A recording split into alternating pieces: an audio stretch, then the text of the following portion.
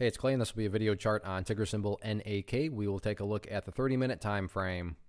Real quick, what do I mean by 30-minute in case maybe you're new to charts? Instead of each one of these candlesticks here representing 1 day's worth of price action, which is what you would normally see, each one represents 30 minutes. So while this here may look like a few weeks worth of time, it's actually just the past 3 days broken down into 30-minute time slices. I like to do this time frame. I think that's a good job of telling the quote-unquote story of the price, and then makes mapping out levels of support and resistance a bit easier to see.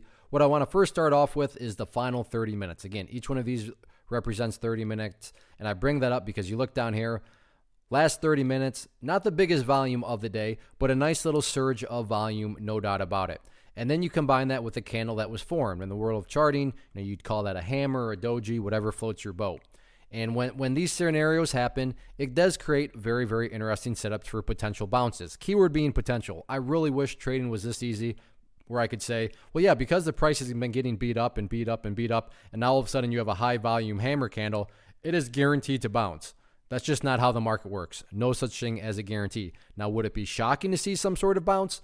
No, that would not be shocking at all, but I can't sit here, nor can anyone else sit here and say, and this, therefore, because these things have happened, it's guaranteed to bounce.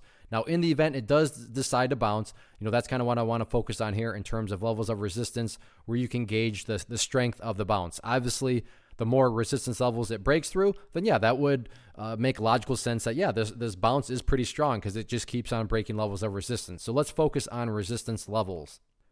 First area of resistance on any sort of bounce is going to be right here at, what is that, about $1.07. Earlier in the day, you can see several times the price did try to get back above that level, but each of these times, a couple moments there, another moment right there, it was rejected at that point. So if this bounce is going to really gain any sort of true traction, $1.07 is that first hurdle that the bulls will have to clear.